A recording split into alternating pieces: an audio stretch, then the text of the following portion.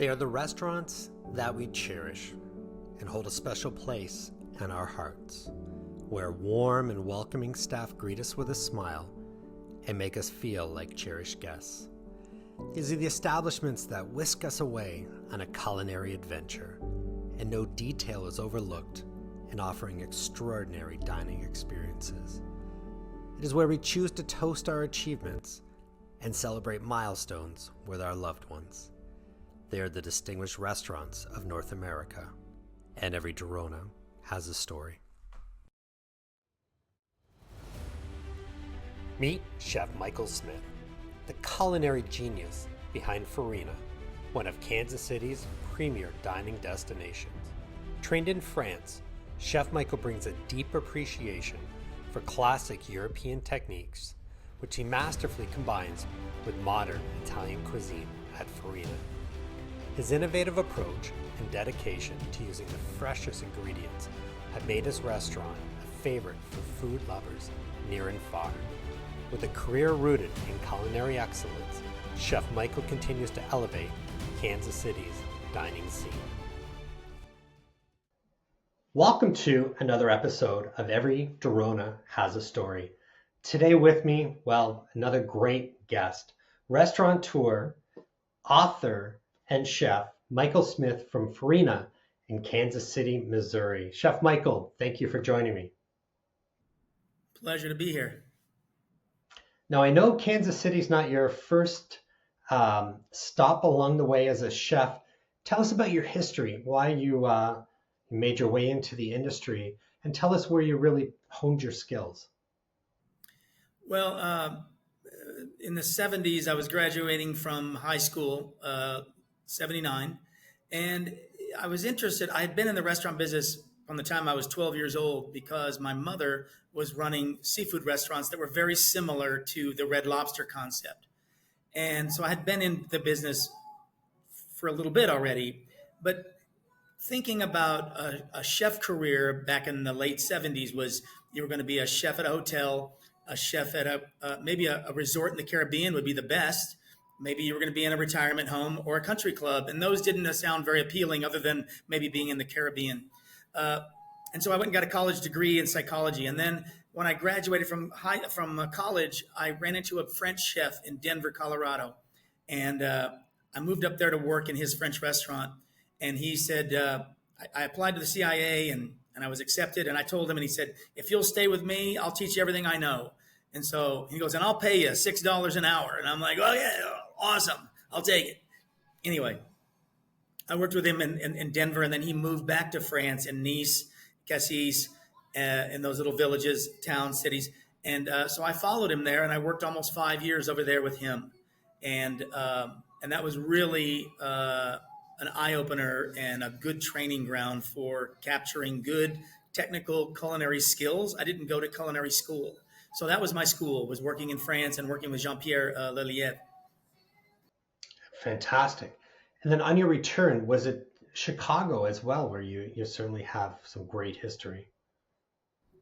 Yeah, it kind of got divided up because I left for France for about 2.5 years, and then it was time to come home and make a little bit of money. So I landed in Chicago, and I just happened to be there right when Charlie Trotter was opening his restaurant in '87, and so I landed there about a week after he opened, and worked there for 2 years, a sous chef for him, and then went back to France for another 2.5 years to work with the same chef, Jean-Pierre. And so I continued my career there as an executive chef in a restaurant, in a hotel, a small little restaurant in a small little hotel, but kind of gave me some experience and some chops, as an executive chef running a small team. And so that was another great experience. And then came home again to Chicago, and then ended up here in Kansas City after a few other restaurants in Chicago. Now, when did you make the step from chef to restaurateur? Because it's certainly, I think, something most chefs do think about it at some point is their own operation. When did you make the step? Well, when I eventually, I was in Chicago from until about 94. working as a chef in some restaurants, Gordon Restaurant and Carlos. And I got a call from Kansas City to be at the American restaurant here, who had produced some great chefs over the years. And so some legendary chefs around our country right now. And so I couldn't pass up the opportunity. Moved to Kansas City, thought it was terrible in terms of the creativity and the, the restaurant scene. I was just a mess. I'm like, oh my God, what do I got myself into? And little by little over the years, I thought I'd be gone in a couple of years, but I got a beard nomination and then won a beard award. And then it was time. It was like, okay, it was 7 years later, and it's time to maybe open my own restaurant. And I wasn't really sure how to do that. Nobody is, I don't think. You just sort of have the hankering to do it. And so then in 2001, I left the American, and in 2002, we opened up 40 Sardines, my restaurant in the suburbs of Kansas City in Overland Park. And it was successful from the get-go, but raising money, putting together a business plan, all of those things was pretty intense, pretty difficult, interesting. I wouldn't trade it for anything, but it was some of the hardest things I've ever done in my life. No doubt. You want to be a chef in the kitchen doing what you love, but it's certainly the day-to-day operations of a business for a restaurant that can prove challenging. I think not that you don't stay creative, but certainly the creativity part of your brain gets set aside a little bit, because now you're wondering if the tables are correct, if the bathroom is overflowing, the grease trap, the stove didn't come on. I mean, there's just 1,000 things in the restaurant. It's not only your station or your kitchen anymore.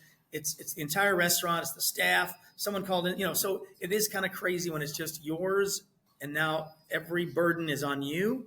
But it's also, of course, it's very rewarding. No doubt. You're writing your own chapter to a book, sort of to say. Tell us about Farina, especially a bit about the concept and what makes this restaurant so special. So I left my restaurant, 40 Sardines, in 2005, and I opened down in this Crossroads Art District of Kansas City. It's kind of off of downtown, a couple of blocks, artist community. And we opened up our restaurant, Michael Smith and Extra Virgin, two different restaurant concepts, in 2007. And around 2016, maybe 15 or 16, I bought this tiny little pasta extruder from Italy, and I started making my own pasta, and I started messing around with it, and we started adding it to the menu little by little. But I was still doing contemporary American cooking, whatever that was at the time, and but it was becoming very popular, and I would do these Italian nights with set menus and tasting menus, and it was very popular. And then I started thinking about changing my concept and actually getting some investors and changing the look and making a little Italian trattoria, osteria, something. And then a building, one of my partners and I, there was a building right next door to our restaurants, literally right next door across the alley, came up for sale, and we bought the building. And so we built this restaurant and created Farina from a $6,000, 2 foot by 2 foot tall pasta machine that I had no idea how to operate, And so it was just amazing that happened. And the restaurant kind of took off, and we make 10 handmade pastas every day. We have chops and steaks on the grill, wood-burning grill. We have seafood. We have oyster bar. We serve, for a regular restaurant in Kansas City, we're not a seafood restaurant. We're not an oyster bar. We serve 3,000 oysters a week, and they're fantastic. And we've gotten really, really great response from our clientele. Well, we've seen pictures. You've got an incredible place that's there. Now, I know your wife heads up your wine program, and you've got an exceptional wine list. Tell us how that plays into especially your menus for each night. I'm sure the two are certainly paired. Yeah, Nancy's a good one. She's the general manager and manages everything in the restaurant. But she put together this wine program little by little. When we started off in 2007, we both really didn't know a lot about wine. She knew more than I did. But when you start opening a new restaurant, a concept, you'll get 10 or 15 distributors in Missouri coming knocking on your door every day. They want to be on your wine list. And so they're bringing a dozen wines for you to taste every day. And so within a month or two, you're tasting 100 wines a week. You're tasting 500 wines a month.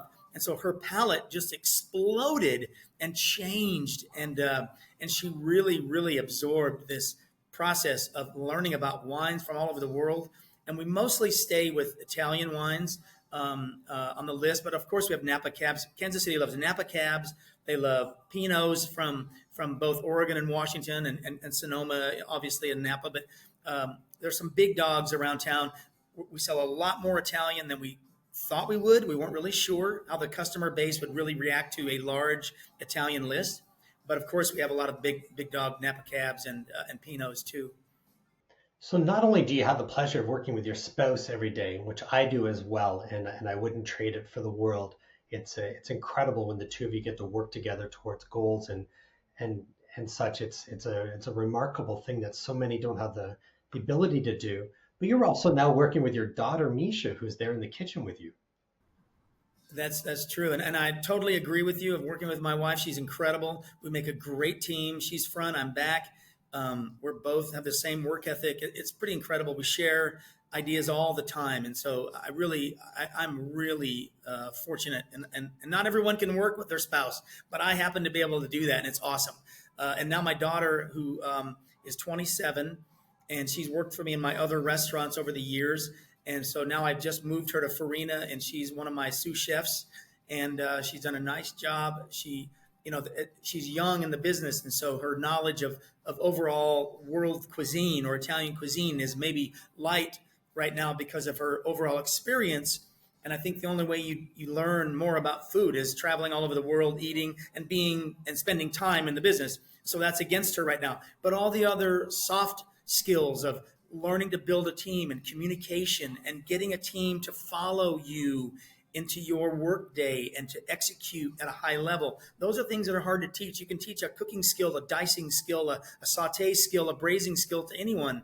Can you teach them how to build a team and work within a team and have those respect you?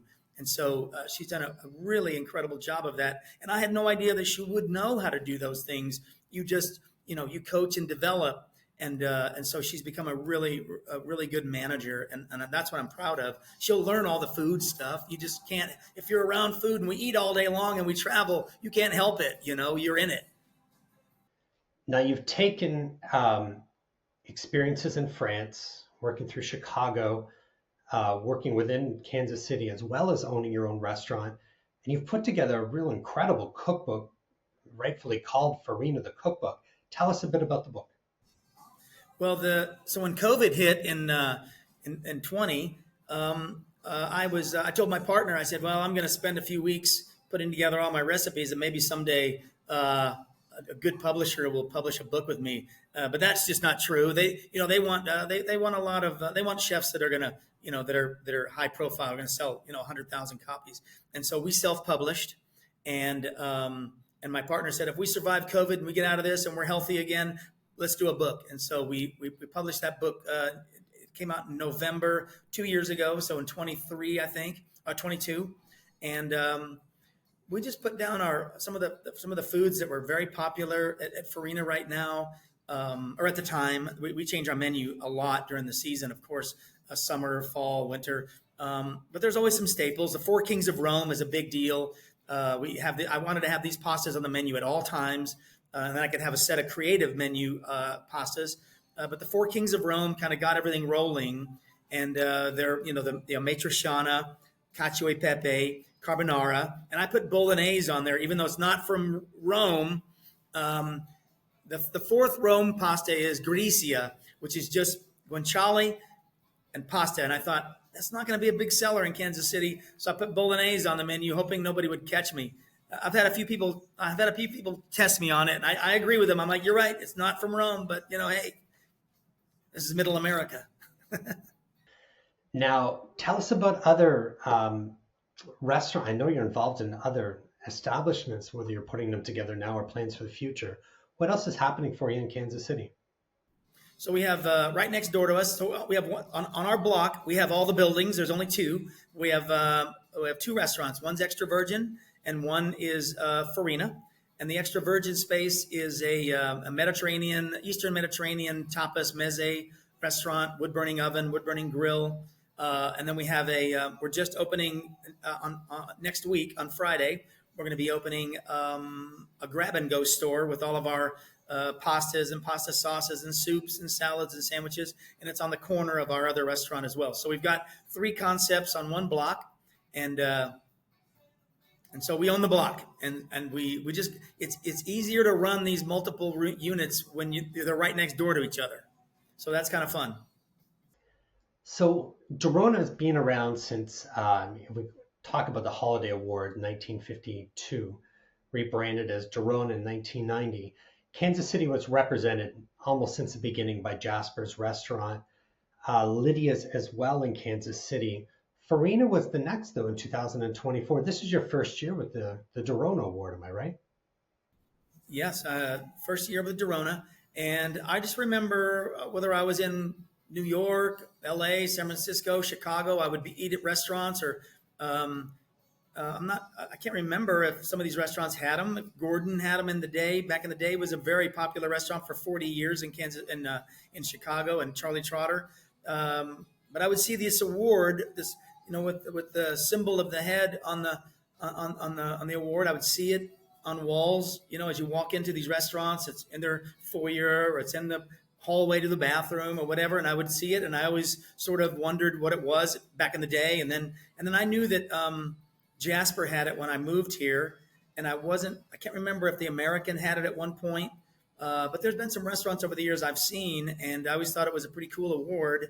And I didn't really know how you get it.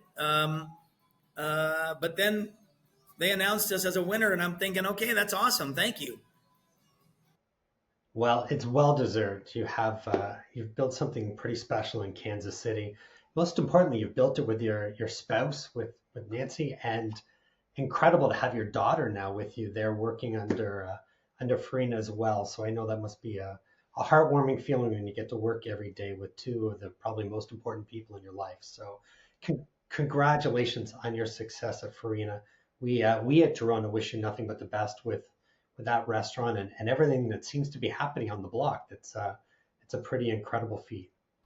Thank you. We have a lot going on. We have a great team. We have a lot of our team members at Farina have been with me since my 40 sardine days. Some have been with me 20 years, 17 years. We've been on the block 17 years. And so we have a handful of people that have been here since the very beginning, and others 9, 10, 8, 7 years. It's crazy.